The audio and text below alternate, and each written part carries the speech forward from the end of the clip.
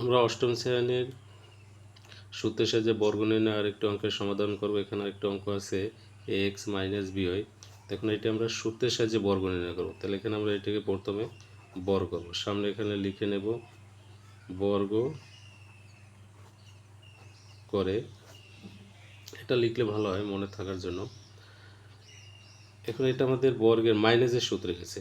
আমাদের মাইনাসের সূত্রটা a minus B whole square A square minus 2ab plus B square.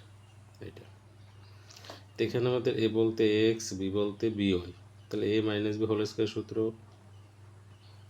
A square minus সূত্রে 2, A বলতে X, B বলতে B Y plus B square, B বলতে B Y এর whole square.